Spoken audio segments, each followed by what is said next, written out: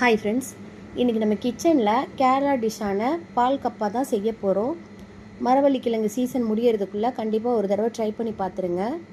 அதுக்கு நான் இன்றைக்கி 1/2 கிலோ அளவுக்கு மரவள்ளி கிழங்கு எடுத்திருக்கேன். நல்லா க்ளீனாக கழுவிட்டு மேலே இருக்கிற தோலை எடுத்துடலாம். இந்த மாதிரி குட்டி குட்டி க்யூப்ஸாக கட் பண்ணிக்கிறேன். கட் பண்ண க்யூப்ஸை ஒரு மண் சட்டியில் சேர்த்துட்டு 1 டீஸ்பூன் உப்பு, 1 கப் தண்ணி சேர்த்து வேக வச்சு எடுத்துக்கலாம். இடிக்கல்ல 5 சின்ன வெங்காயம், 2 பச்சை மிளகா சேர்த்து தட்டிக்கிறேன். கிழங்கு நல்லா வெந்துருச்சு, ஆனால் குழையக்கூடாது. இடித்த வெங்காயம் பச்சை மிளகாவையும் சேர்த்து நல்லா மிக்ஸ் பண்ணிக்கலாம். 2 கப் அளவுக்கு திக்கான தேங்காய் பால் சேர்த்துக்கிறேன். கிழங்கு தேங்காய் பாலில் இன்னும் கொஞ்சம் நேரம் வேகட்டும். கிழங்க ரொம்ப மேஷ் பண்ணாமல் ஜென்டிலாக மிக்ஸ் பண்ணிக்கணும். இந்த மாதிரி 1-2 இருக்கணும், அப்போ தான் நல்லாயிருக்கும். ஃபுல்லாக மேஷ் ஆனால் கம் மாதிரி இருக்கும், டேஸ்ட்டு நல்லா இருக்காது. இப்போ நம்மளோட கப்பா ரெடி ஆயிடுச்சு, ஆஃப் பண்ணிக்கலாம். ஆறுனா இன்னும் கொஞ்சம் திக்காயிரும்.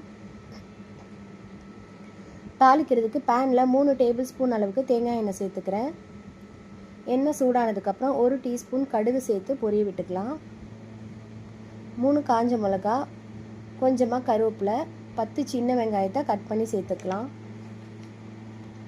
லைட் கோல்டன் கலர் வரணும், அது வரைக்கும் வெயிட் பண்ணிக்கலாம்.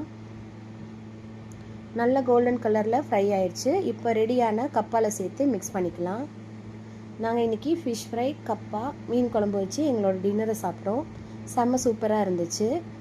கண்டிப்பாக நீங்களும் ட்ரை பண்ணி பாருங்கள். இப்போ நம்மளோட பால் கப்பாவை சாப்பிட்டு என்ஜாய் பண்ணலாம்.